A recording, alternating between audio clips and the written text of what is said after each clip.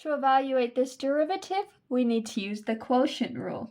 Now the quotient rule tells us that any function of the form f over g, you can find the derivative as f prime times g minus f times g prime divided by g squared. People often remember this as high d low minus low d high over low squared. That is our quotient rule. To apply it, we just have to identify what is our f and what is our g function. So our f is this top function, x squared times sine x, and our g is our denominator here, x squared plus 1. So once you've identified f and g, it's as simple as just plugging in and doing what the rule tells us.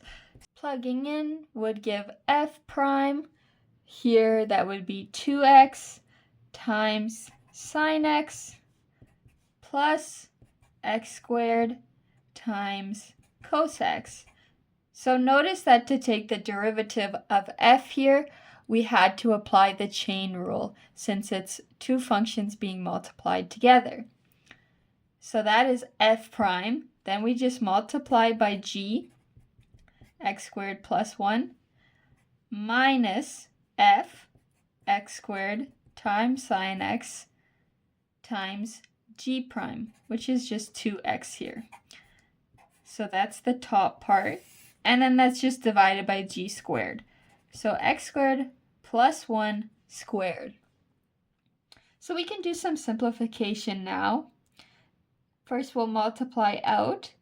That would give us 2x cubed sine x plus 2x sine x plus x to the 4 cos x plus x squared cos x.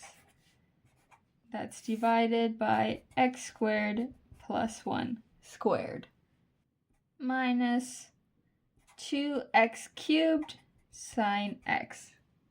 And that's divided by x squared plus 1 squared. So we see that these two terms here will cancel. So our final answer is 2x sine x plus x to the 4 cos x plus x squared cos x.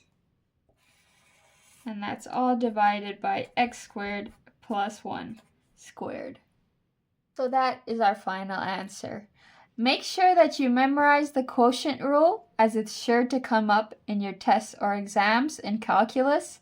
To apply the quotient rule, all you have to do is identify your f and your g function, and then plug into the quotient rule formula, taking the derivatives as needed.